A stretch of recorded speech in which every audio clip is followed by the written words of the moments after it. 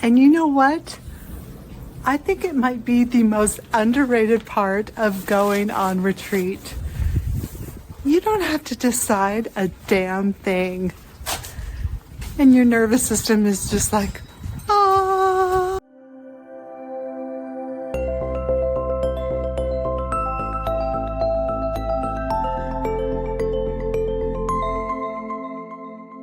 Hello, dreamers, believers, and bucket list retreaters. Welcome back to the Bucket List Retreats podcast. I'm your hostess, Kelly Morgan Murley. And if you are new here, welcome in. This is a place where we talk all about retreats from every perspective we can think of.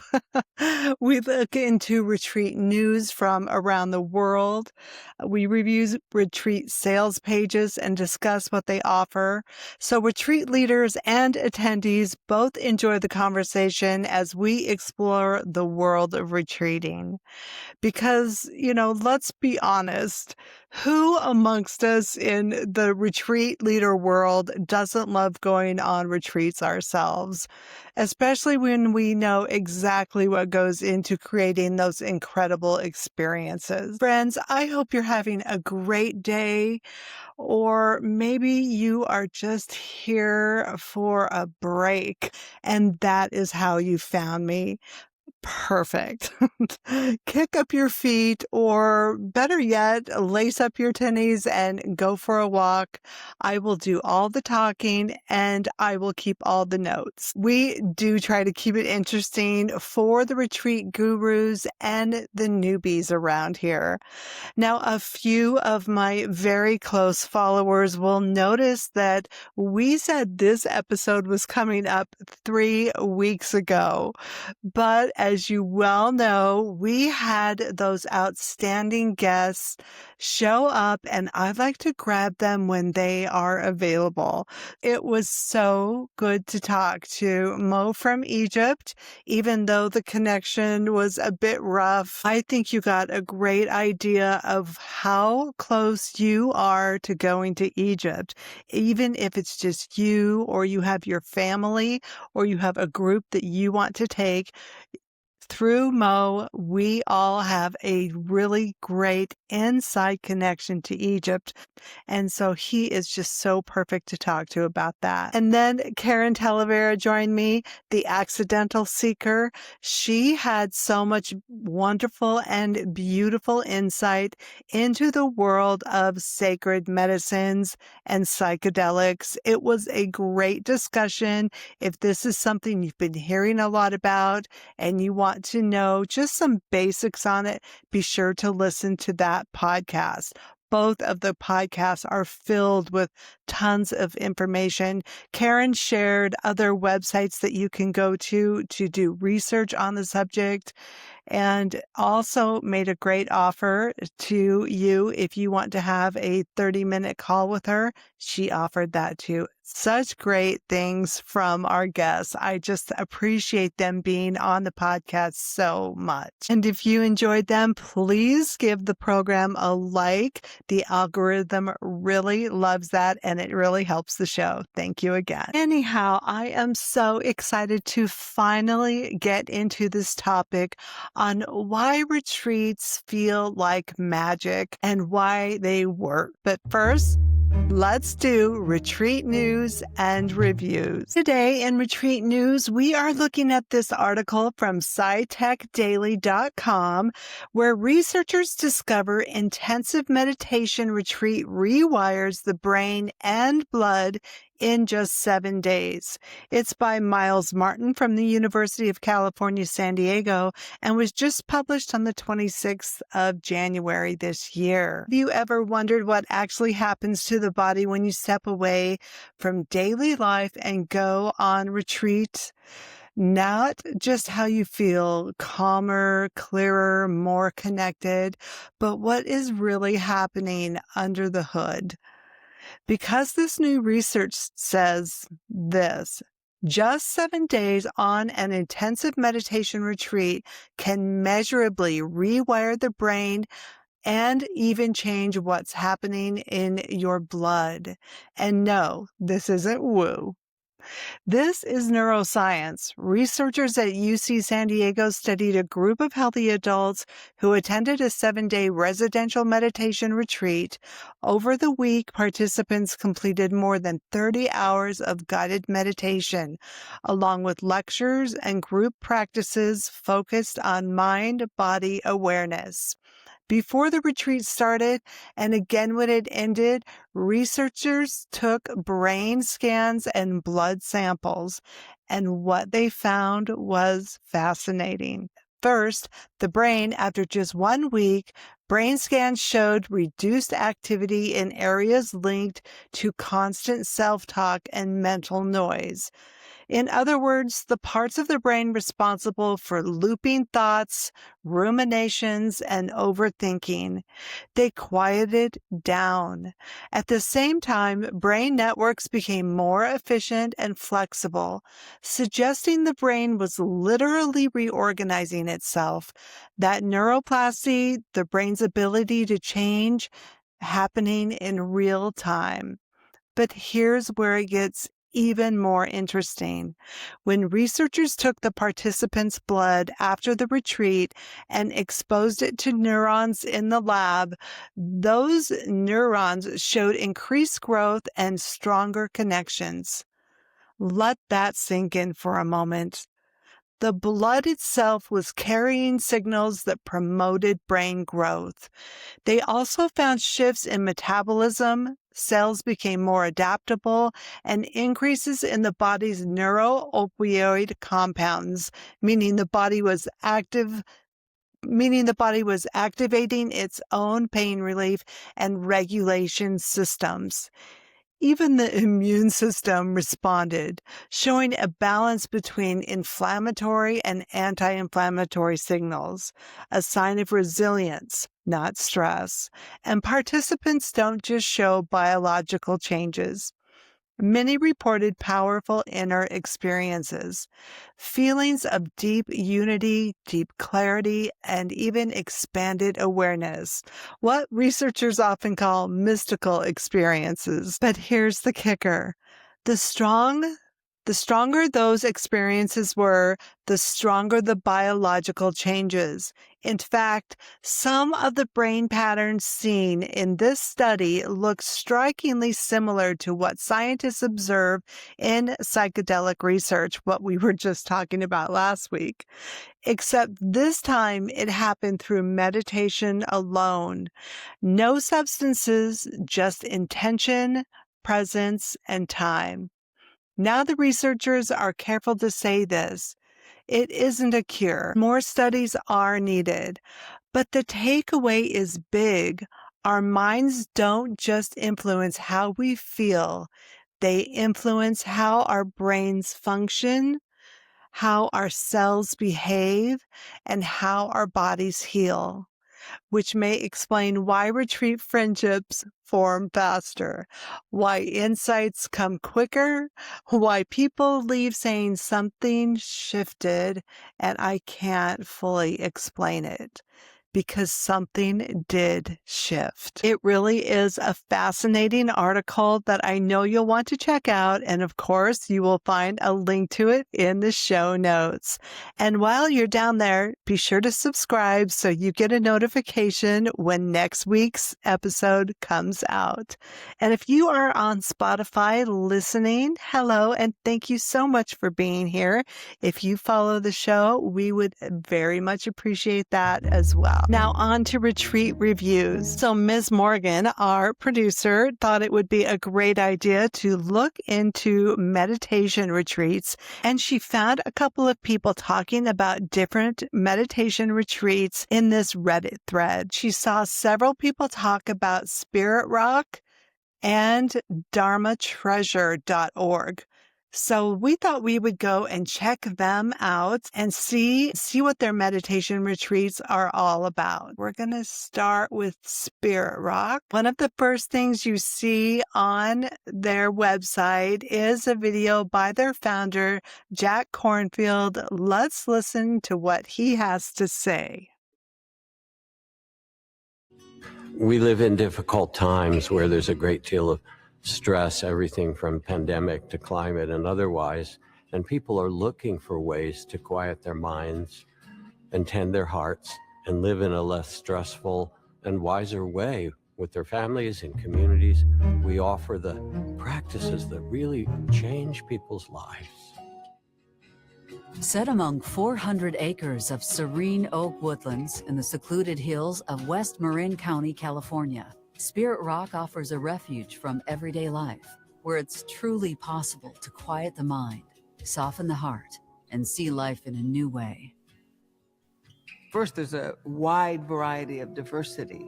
I think you'll find teachers that are resilient, strong, very engaged with the world, engaged with the teachings, and tenacious about practice. Turns out meditation is a lot easier than people think. We just haven't been taught how to do it. In fact, we can get caught in our thoughts, our worries, our reactivity. Meditation teaches us to step back and become a loving witness, a loving awareness of what's going on, and see things and not be caught in them. And it allows for a healing of the body and a spacious freedom in the mind that gives us the resource to live in a much happier way.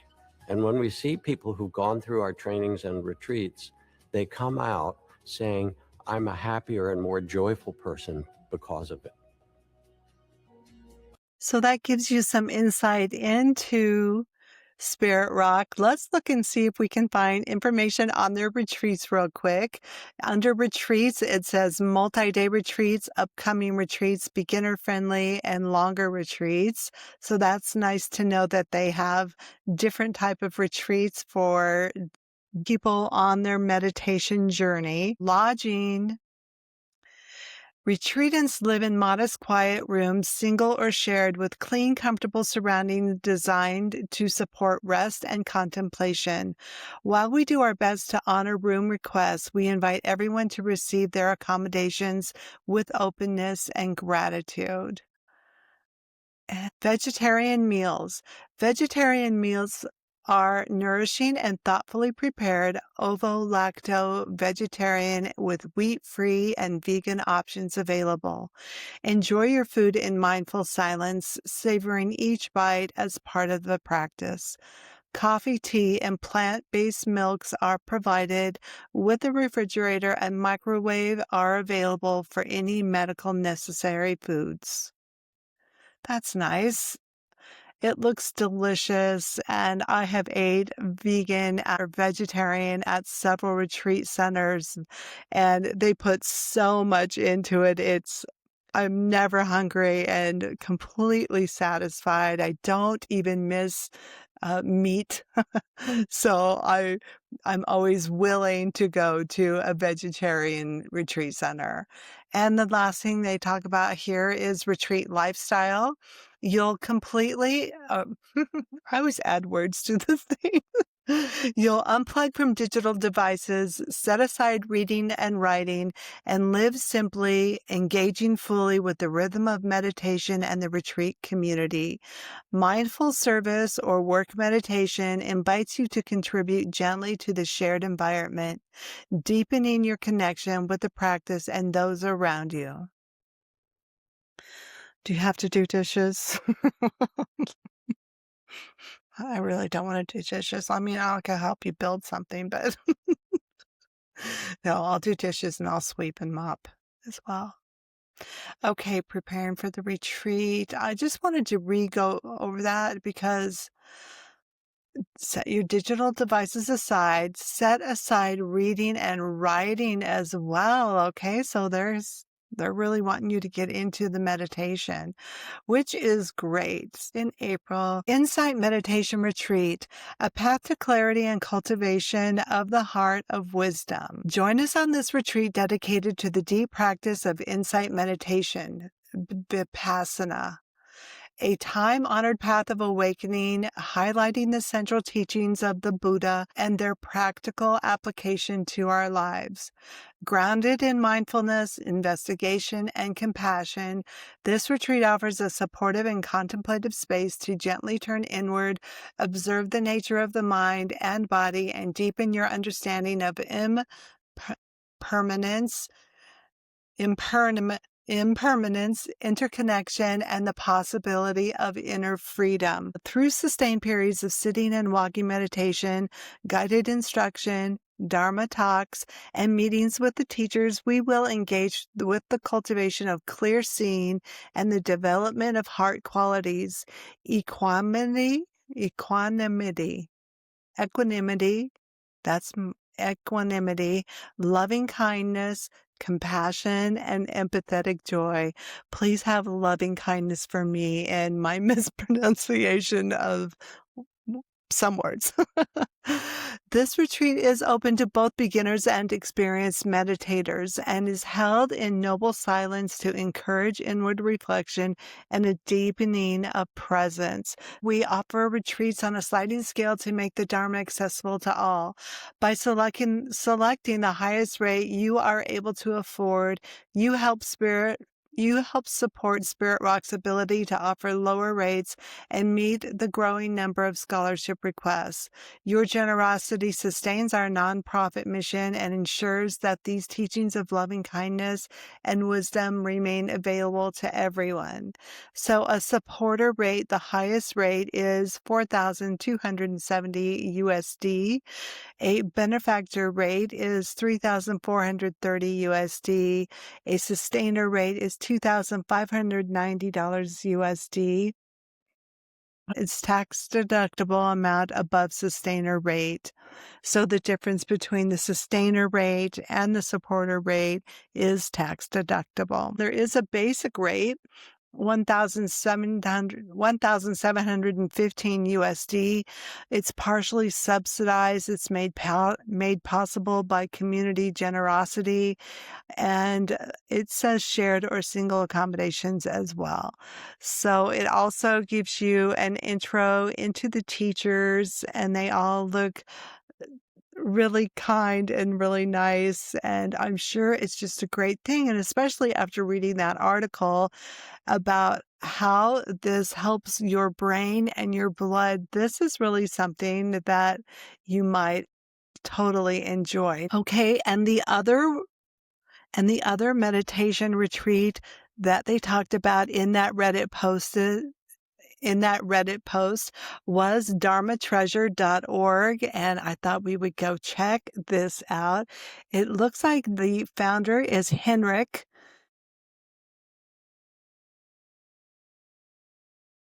Let's just read about him real quick. Henrik is a cave yogi, wanderer, and mind explorer interested in pre-sectarian Buddhism and samadhi practices, and is certified TMI and mind illuminator instructor.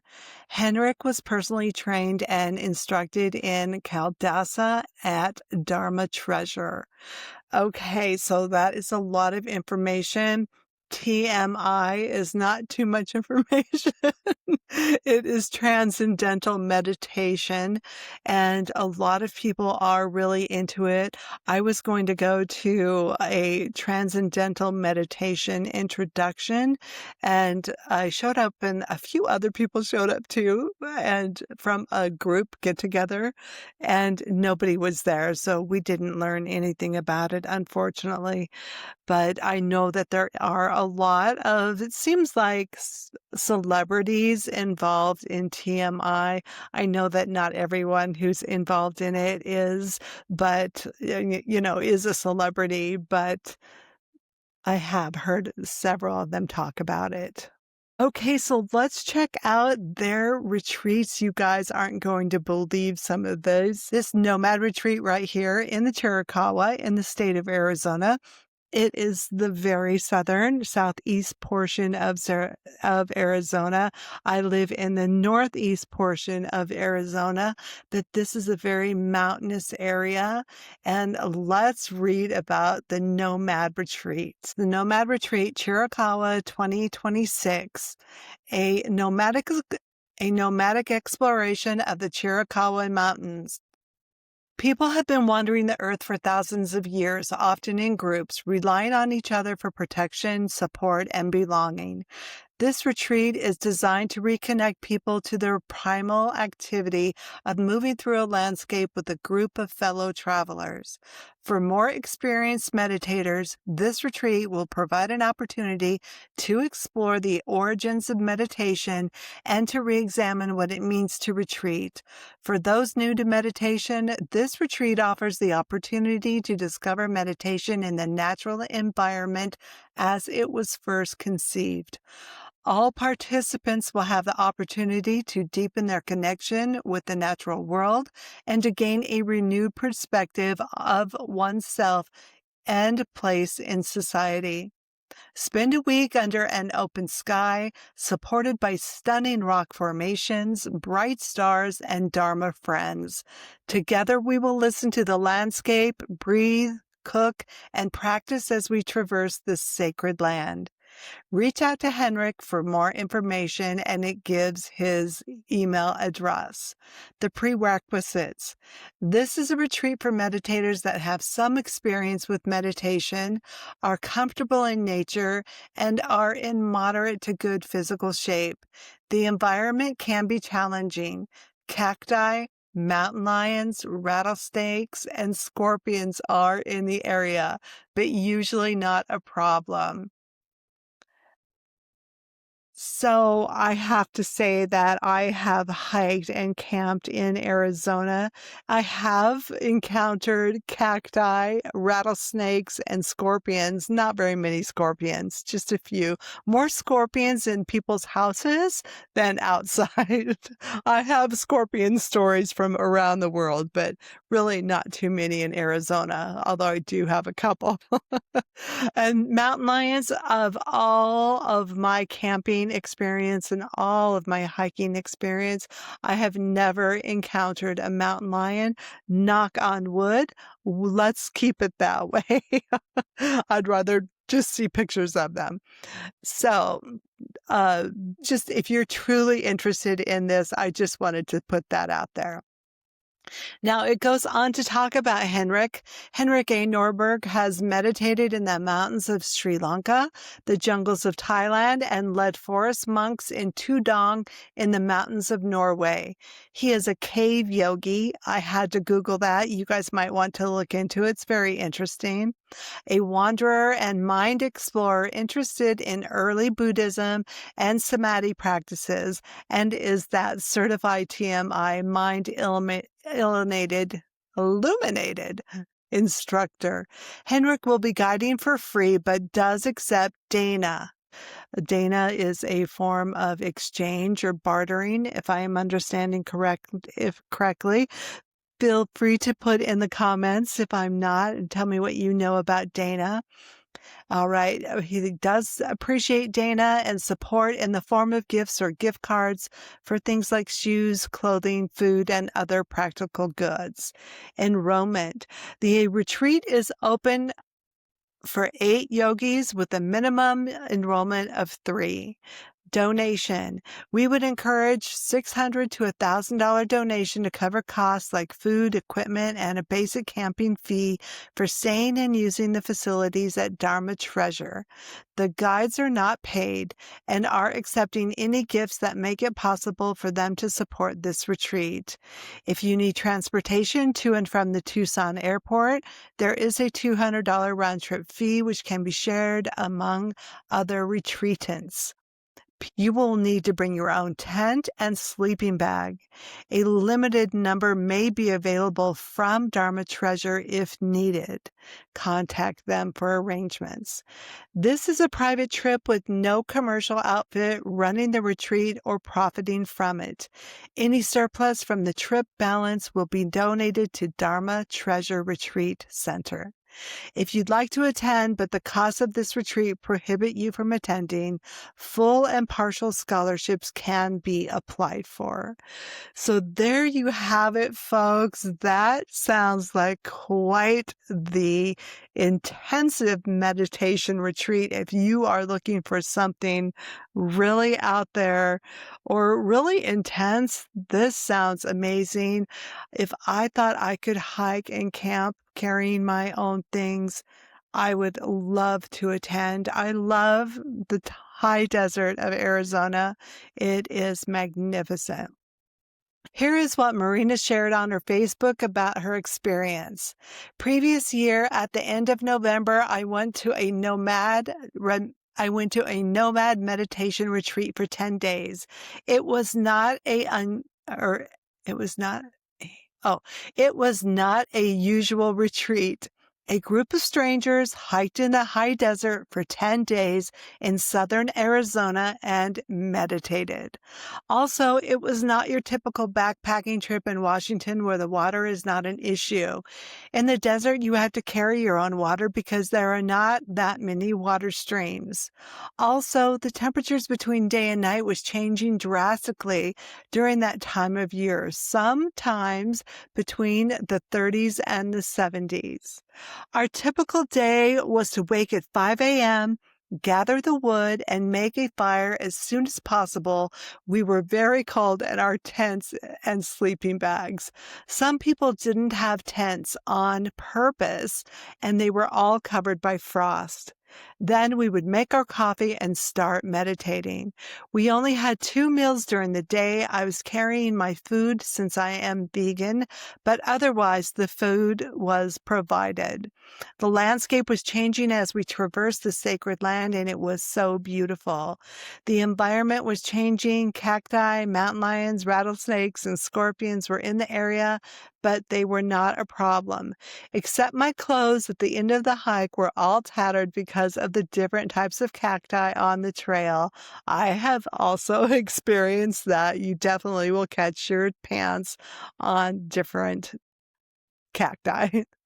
Also, once I was sitting on the rock observing a beautiful valley and meditating by myself, and a coyote passing by me very close. It was an unbelievable experience. Also, it was so quiet over there you could hear the flapping of a bird's wings. Just magical. We live under an open sky, supported by stunning rock formations, bright stars, spectacular sunrises and sunsets. Part of the experience was to live in the cave by yourself without a tent, which was absolutely magical. Also, to camp sometimes far away from the group, and it was the most challenging part for me since I have never camped by myself in the wilderness. But meditation helped me to conquer my fears and experience all the emotions I was facing with patience and observe them with curiosity. I met absolutely wonderful people, and I'm so thankful our paths have crossed. I was the newbie meditator in the group, and I learned so much from everyone. After the retreat, I was enjoying having all the pleasures Dharma Treasure Retreat Center could offer, especially spending the night in the Moon Palace and enjoying the hot tub under the open sky during sunrise. I am beyond grateful to Henrik for organizing such a unique meditation retreat and for helping and guiding others on their meditation journey. I was thinking it was one of the best adventures of my life, and I always pop up the memory of it when I want to return to a peaceful state of mind. Wow, that totally brought tears to my eyes. What a beautiful, beautiful review. And congratulations again, Henrik, on building your retreat center out there in the southeastern Chiricahua Mountains in the state of Arizona. Absolutely fantastic. Really hope you all enjoyed the retreat news and reviews all about meditating retreats and their benefits is how it turned out. Let me know in the comments if you have been on a meditation retreat or if you're going to have one, or if you are interested in going on one. You know, when people talk about why they love retreats, they'll mention the place or the food or the group or the experience itself. And yes, all of those things do matter. But I think the real magic is quieter than that. It's the fact that for a few days, you don't have to decide anything. And I was reminded of this so clearly on my most recent retreat in the Dominican Republic. It was a retreat for retreat leaders, and I really just had in my mind that we were going down to check out this beautiful eco retreat center in the Dominican Republic. They had showed us an itinerary, and it included all of the cool things that you're going to do down there, zip lining, going to magnificent waterfalls, having ceremonies on a beautiful beach surrounded by those beautiful mountains. Anyhow, I had forgot all about the fact that once I made it there, once I got in the transportation from the airport to the retreat center, I no longer had to make any decisions. And really, it started to sink in when we got to the retreat center and they grabbed our bags, showed us to our beautiful jungle rooms, and gave us each an ice cold fresh coconut to drink. That's when it hit my nervous system that things were just going to calm down from that point on. I didn't have to worry about anything. I remember walking into breakfast that first morning. The sun was shining, the birds were singing, and my coffee was ready. My seat was waiting, and I actually just smiled. I hadn't smiled that freely in weeks. That's the moment your nervous system notices it, not your mind, not your body. Your shoulders just drop and your breath slows and you sleep deeper. I had slept so good that night. And it wasn't because I was trying to relax. It was because I could relax. We carry so much decision making without realizing it. What to eat, when to eat, where you're going next, what needs handling when we get home. Even on vacation, we are still deciding. But on retreat, that constant low-level hum just shuts off. And here's a tiny thing you can try today, even if you're not on retreat. Just for 15 minutes, put your phone down, close your email, and let someone else make the decision. Maybe it's what music to play, or what snack to eat, or even which direction you walk. Notice what happens to your shoulders, your breath, and your headspace. And that brings me back to something we just talked about in Retreat News. In that article where the researchers discover intensive meditation retreats rewire the brains. And yet, when you experience it on a shorter retreat, you already feel it. That's how quickly your body responds when the deciding, the planning, the carrying of everything just stops. Think of your brain like a busy kitchen. Every decision is a chef juggling plates. And on retreat, someone else takes over the kitchen. Suddenly the heat drops, the dishes aren't flying, and your brain can just breathe. I've watched this happen over and over again with retreat guests, even with leaders and myself. People arrive a little guarded. They are a little tired. They're still half plugged into their lives. And then somewhere between the first shared meal and the first morning, they wake up without an alarm. They soften. They stop asking what time is it. They stop wondering what is next. They start being where they are. That's not accidental. That is by design. And, for those of you who are listening, who are retreat leaders, This part really matters. What you're offering isn't just an itinerary, you're offering relief.